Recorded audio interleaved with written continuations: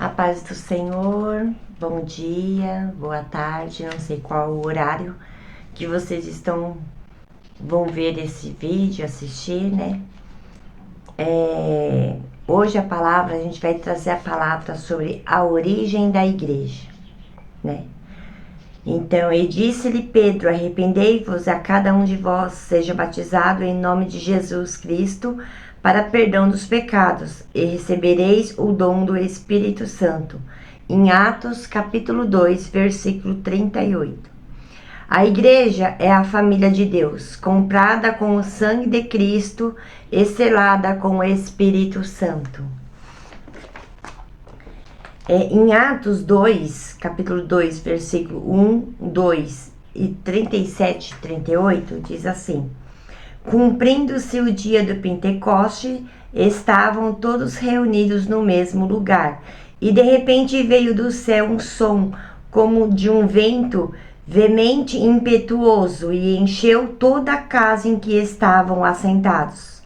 Ouvindo eles isto, compungiram-se em seu coração e perguntaram a Pedro e os demais apóstolos: Que faremos, varões, agora? E disse-lhe Pedro: Arrependei-vos a cada um de vós, seja batizado em nome de Jesus Cristo, para perdão dos pecados, e recebereis o dom do Espírito Santo. Uma rápida leitura no Novo Testamento é suficiente para percebermos o que a igreja é de fato e que importância ela tem. Para os apóstolos e os primeiros cristãos, a igreja era relevante. Paulo, por exemplo, a dominou de coluna e firmeza da verdade. Fica em 1 Timóteo, capítulo 3, versículo 15. E Pedro a chamou de geração eleita, em 1 Pedro, versículo 2, 9. Nesta lição mostraremos o que a Bíblia de fato revela sobre a Igreja de Deus. Veremos que a eclésia, a Igreja de Deus, longe de ser meramente uma associação de pessoas, é uma instituição divina. O povo de Deus, na Bíblia e na história. No Antigo Testamento, o termo hebraico Kaal é usado para se referir a um ajuntamento de povo de Deus debaixo do Antigo Pacto. Nesse aspecto, o seu uso é o de uma convocação para uma assembleia ou o ato de reunir-se em assembleia. Dessa forma, Kaal é escrito como povo reunido. Em Deuteronômios, capítulo 4, 10. Congregação do povo, multidão, congregação de Israel, grande ajuntamento. O termo Gaal, portanto, no contexto do Antigo Testamento, se refere ao Israel étnico, uma nação que se juntava ou reunia, tanto com fins culticos ou não. No Novo Testamento, o termo grego eclésia, que se refere à igreja cristã. Contudo, no contexto neotestamentário, o seu sentido definirá de que ele é dado no Antigo Testamento, tanto na forma como na função. Não é apenas uma raça ou nação, mas todos aqueles de diferentes raças e nações que foram comprados pelo sangue de Cristo. Assim, o seu sentido no Novo Testamento é majoritariamente sacro, isto é, de uma assembleia de crentes que se juntaram para adorar a Deus. Lá em Atos, capítulo 12, versículos 5, 13 e 1. Não é apenas um ajuntamento de pessoas, mas uma assembleia de crentes regenerados que se reúnem para adorar a Deus. Jesus, por exemplo, usou o termo eclésia com um sentido exclusivo, com o povo adquirido pelo seu sangue, lá em Mateus 16, 18. Dessa forma, o uso paulino da eclésia nas suas epístolas designa sempre a comunidade dos salvos. Assim vemos Paulo saudando a igreja, lá em Coríntios capítulo 1 e 2, ensinando a igreja, lá em 1 Coríntios 7, 17, disciplinando o uso dos dons das adoração das igrejas e dando diretrizes à igreja. Na história cristã, há quem creia que a igreja subsiste, governada pelo sucessor de Pedro e pelo bispo em comunhão com ele. Evidentemente, a tradição protestante rejeita esse conceito, visto que ele não reflete o contexto do Novo Testamento, onde a figura do sucessor de Pedro é totalmente estranha e desconhecida. Após a reforma do século 16, a tradição protestante procurou dar um sentido bíblico e mais preciso a respeito do que uma igreja é de fato. Em uma grande denominação protestante histórica, a igreja é definida como uma congregação local de pessoas regeneradas e batizadas após profissão de fé. Que, por outro lado, de acordo com um documento de uma grande denominação pentecostal americana, entendemos a igreja como o corpo de Cristo, a habitação de Deus, através do Espírito Santo, com divinas nomeações para cumprimento de sua grande comissão, onde cada crente nascido do Espírito é para integrante da Assembleia Universal e da Igreja dos Primogênitos que estão escritos no céu. Buscam lá em Efésios, capítulo 1, versículo 22, 23 e o capítulo 2, o versículo 22. Em Hebreus também, você vai também estar confirmando esta palavra no capítulo 12 e versículo 23. A igreja como criação divina. A igreja como um ideal de Deus, desde a eternidade, a igreja estava no coração de Deus e foi idealizada por Ele em sua essência. Ele é um projeto divino, como também nos elegeu nele, Cristo, antes da fundação do mundo, para que fôssemos santos e irrepreensíveis diante dele em amor. Lá em Efésios capítulo 1, versículo 4. Na sua carta aos Efésios, o apóstolo Paulo fala de um ministério que estava oculto. Esse ministério que fora revelado era exatamente a igreja.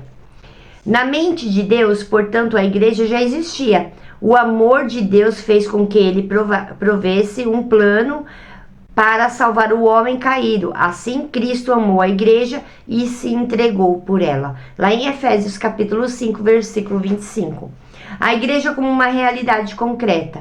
Como vimos, a igreja não ficou apenas na mente de Deus. Ela passou a existir de uma forma concreta. O início da igreja acontece na plenitude dos tempos, mas vindo a plenitude dos tempos, Deus enviou seu filho nascido de mulher, nascido sob a lei. Lá em Gálatas capítulo 4, versículo 4. Dessa forma, Deus faz congregar em Cristo todas as coisas, na dispensação da plenitude dos tempos. Em Efésios capítulo 1, versículo 10. Então surge a pergunta: quando a igreja passou a existir de fato? Quando ela se estabeleceu na forma concreta? A maioria dos teólogos defende que foi no Pentecoste. A igreja, por exemplo, não é citada nos evangelhos de Marcos, Lucas e João. Mateus fala de sua existência, mas como um evento futuro. Lá em Mateus capítulo 16, versículo 18. A igreja no Pentecoste. Depois do Pentecoste, Lucas destaca que todos os dias acrescentava o Senhor à igreja aqueles que havia de salvar. Dessa forma, a igreja que existia apenas no coração e na mente de Deus se tornava uma realidade concreta quando o Espírito Santo é derramado no Pentecoste após a ressurreição de Jesus. A igreja como comunidade dos salvos regenerados pelo sangue de Cristo. No Pentecoste, o apóstolo Pedro disse: arrependei-vos e cada um de vós seja batizado em nome de Jesus Cristo para perdão dos pecados. Lá em Atos capítulo 2, versículo 38. Com essas palavras, o apóstolo Pedro estava dizendo como se dá ingresso a uma pessoa na igreja, ou seja, por meio do arrependimento e do batismo. A igreja é uma comunidade cristã formada por pessoas regeneradas que fizeram uma pública profissão de fé. O ingresso de alguém à igreja não se dá por adesão, mas pela conversão. É exatamente esse o sentido da palavra grega metanoe, traduzida aqui por arrependimento, significa uma mudança de mente. Assim, a igreja é formada por pessoas que estavam no pecado, o caminho da condenação eterna, mas que, graças ao evangelho, tiveram suas vidas transformadas, seladas pelo Espírito Santo. Já foi dito que a igreja tem uma origem no dia do Pentecoste. Por meio do Espírito de Deus, somos batizados no corpo de Cristo. A igreja, então, passamos a fazer parte dela. É exatamente isso o que o apóstolo Paulo diz aos Coríntios, na sua primeira carta, pois todos nós fomos batizados em um espírito formado, um corpo, que judeus, quer gregos, quer servos, quer livres, e todos temos bebidos de um espírito. Procura lá em Coríntios, capítulo 12, versículo 13. O batismo de Cristo e do Espírito. O apóstolo Pedro, que exortou os presentes no dia Pentecoste a se arrependerem, também disse: e recebereis o dom do Espírito Santo. E lá em Atos capítulo 2, versículo 38. Assim podemos afirmar que Cristo batizou os crentes com o Espírito Santo e com fogo, um batismo de capacitação. Lá em Atos capítulo 1 e versículo 4, enquanto o Espírito os batizou no corpo de Cristo, um batismo de iniciação formado à igreja. Lá em 1 Coríntios capítulo 12, versículo 13. Nessa lição, vimos como surgiu a igreja fundada por Jesus Cristo. Ela existiu primeiramente no plano de Deus até se estabelecer no Novo Testamento, após a morte, ressurreição de Cristo e a infusão dos cristãos no corpo de Cristo, por meio do Espírito Santo. A igreja, portanto, não foi idealizada por homem algum, nem tampouco está fundada sobre fases ou teses humanas. O seu fundamento é Cristo, que é a cabeça da igreja. Por isso é um grande privilégio fazer parte da igreja, o corpo de Cristo, né? Então essa foi a lição que aprendemos hoje, né? E que vocês venham meditar, né? Buscando, né? Sempre a aprofundar. Portanto, deixei aí alguns versículos, né? E que o Espírito Santo do Senhor Jesus venha fazer o trabalho perfeito, fundamental na vida de cada um. E assim eu agradeço essa oportunidade e que essa palavra venha a servir para a meditação de muitos e a evangelização àqueles que ainda não conhecem o verdadeiro evangelho. Amém. Até o próximo vídeo.